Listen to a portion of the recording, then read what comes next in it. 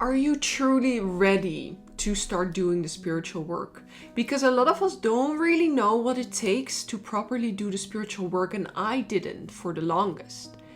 A lot of us think that doing meditation and spiritual practices is about reaching this blissful, peaceful state, when I dare to say it is actually about the opposite. If you are able to feel peaceful and blissful in your meditation, but during the day in your life you're actually completely stressed out, you are dissociating in your meditation. You are suppressing, you are pushing away, you are avoiding in your meditation. And most of us in our daily life walk around as slaves to our desires, our dopamine. What shall we eat? What shall we do? What shall we watch? Shall we be on our phone? When we don't really realize that all of these things are coping mechanisms. They're things that we do to avoid how we feel. And then on top of that, we've become masters at dissociating during our meditation as well. The better we are at dissociating, the more trauma we actually have stored in our body. We haven't just become masters in dissociation by coincidence. It's because the heavy emotions that we're carrying are too much to feel. It will be unsafe for our body to feel all of those negative emotions in one moment. But this is really where the work starts, and I'll explain how in this video. First thing that we should become really aware of is the coping mechanisms that we use. I want you to make a list of all the coping mechanisms that you have, whether it be being on your phone, whether it is watching TV, whether it is even reading a book, whether it is talking to a family member, whether it is being in company, whether it is going somewhere. A coping mechanism is any desire that we have, basically.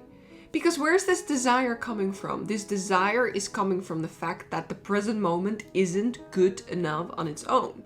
And we need something else. We need something to enhance it. We need some food, some company, something, some distraction to make it better. Now, why do we have these coping mechanisms? Why do we have these desires and these cravings for distraction? It is because there is an uncomfortable, lingering feeling in the background that we are not ready to face. We are not ready to feel. We use these coping mechanisms to preoccupy our brain, to distract ourselves from our emotions. And then on top of that, secondly, people have become masters at dissociation during meditation. The point of meditation and spiritual practice is to finally take a look at the things that we've been avoiding, feeling. And then because we're so good at dissociating, we are able to simulate and suppress this feeling of bliss simply by just avoiding. And a lot of people think that the purpose of meditation is to not think or to suppress thoughts. And this is not true. Thoughts can be beautiful indicators and teachers of what we are meant to feel. And it is not about feeding all thoughts and giving into stories during meditation. But it is certainly not about suppressing thoughts and avoiding them and trying to continuously redirect your mind, because you're actually causing more fragmentation. You're causing more trauma to be formed and stored. What meditation truly is about is finally checking in with how we feel. And removing all distractions, removing all impulses from the outside. Removing all of our senses, basically. We're not seeing anything, we're not hearing anything, we're not doing anything, right? And we're just listening. It's the scariest thing one can do almost. It's like, let's finally listen to this scary ass brain that is programmed in us. Because this is the thing we are avoiding. You know, every time you crave the next meal, are you a person that in the morning already starts to plan their meals of the day because you need something to look forward to, because you need something to excite you? Are you a person that can't eat without watching something? Are you a person that always needs to do something? Do you have ADHD? Maybe even, or this diagnosis that they've made for people that continuously seek dopamine. Actually, I dare to say you are just scared, and we all are. Don't confuse this for judgment. Are you just scared to feel? Do you continuously need a new form of distraction, a new hit of dopamine because you are afraid to feel. So what I really want you to take away from this video is that, first of all, I want you to become aware of all of the coping mechanisms that we use, and instead do the most courageous and scariest thing that you can do, which is that every time you have the craving or a desire for something in the external, rather meditate and sit with yourself for at least 5 minutes and feel. You know, all of these desires in the external world are like little bandages that we use on our internal wounds. We keep putting little bandages and bandages and bandages and suppressions and covering up. When the wound is from the inside, nothing on the outside can fix the hole, the wound that is on the inside. All of these desires and distractions and coping mechanisms are just suppressions and bandages. But the bandage doesn't heal the wound. The wound has to be healed from within. And what this is about is just feeling. It's just literally sitting with yourself and feeling. When you're triggered, can you just sit with yourself and feel it? And the second important thing here then is, in this meditation, don't dissociate, don't suppress, don't avoid. The biggest misconception about spiritual work is that it should feel peaceful and blissful. I dare to say the opposite is true.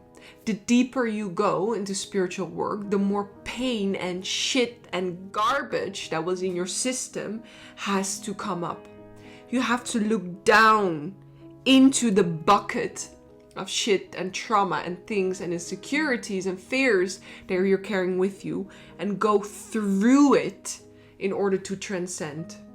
That is true spiritual work, and that is the biggest misconception that we have, that I used to have. Oh, you know, spiritual work should be easy, I should feel better and better and better every time I do meditation. Not true, not true. Sometimes you feel worse because you're going through an emotional purge, because you're going through an emotional release. Sometimes you have to get physically ill even in order to transcend specific negative energies that are in your system. I want you to stop avoiding. I want you to stop avoiding the feeling. I want you to become aware of your coping mechanisms. I want you to know that it is okay for things to get emotional and deep and horrible in meditation, because this is the work. The work is about emptying. It is about releasing. It is about seeing. It is about feeling.